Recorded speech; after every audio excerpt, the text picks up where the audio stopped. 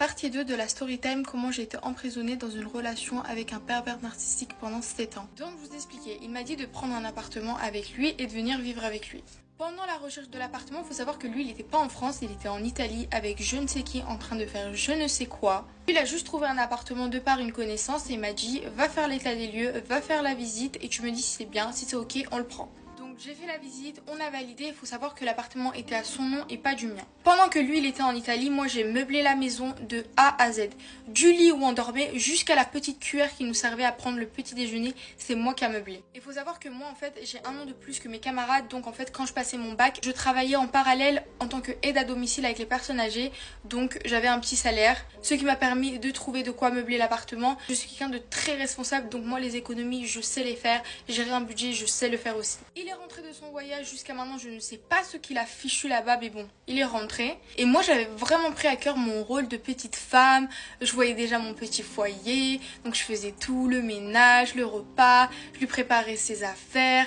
J'étais vraiment la petite femme. Pour moi, à cet âge-là, c'était un des vœux le plus cher que j'avais, c'était d'avoir ma petite famille. Faut savoir que moi, je n'ai jamais eu de foyer stable. J'ai toujours eu des problèmes, j'ai toujours déménagé de gauche à droite, changé de foyer, j'ai quitté l'Iran pour venir en France. Donc le fait d'avoir ma petite vie toute jeune comme ça, je pensais vraiment que j'avais fait le bon choix. Mais le problème, c'est que plus le temps y passait, plus l'homme doux et gentil que j'avais connu, malgré ses tromperies, malgré ses cachotteries, commençait à diminuer.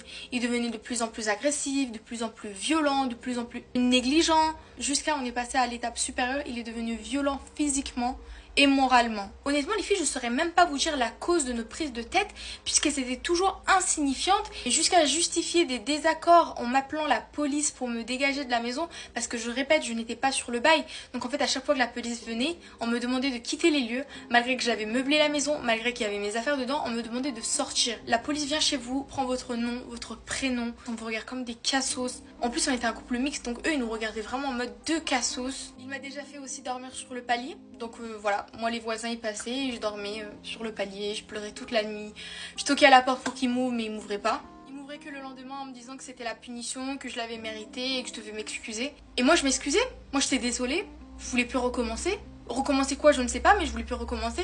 Et là je vais vous expliquer la première fois où il a tellement été violent avec moi que j'ai failli en perdre la vue. Fallait savoir que comme monsieur il était grand, il avait pas de compte à me rendre, qu'il pouvait sortir, rentrer comme il le souhaitait. Tant qu'il avait sa petite boniche à la maison, c'était carré. Un jour il sort comme ça toute la journée, pas d'appel, pas de message, l'appel il répond pas, je lui pose des questions, t'es où? Ça te regarde pas. Il devenait vraiment détestable. Et moi ce jour-là j'ai eu la bonne idée de lui tenir tête, sauf que ça s'est pas du tout passé comme je l'aurais espéré.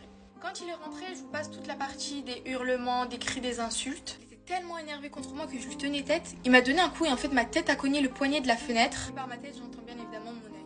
Les filles, le hurlement que j'ai lancé, je pense que tout le quartier a pu m'entendre. Et lui, au lieu de venir me voir, me demander si je vais bien, il me dit voilà ce qui arrive quand tu m'énerves. Tu vois, ça t'apprendra à fermer ta bouche la prochaine fois.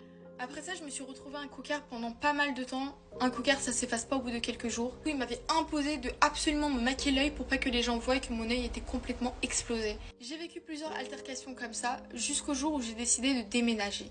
Mais les filles, un pervers narcissique, on peut pas s'en détacher.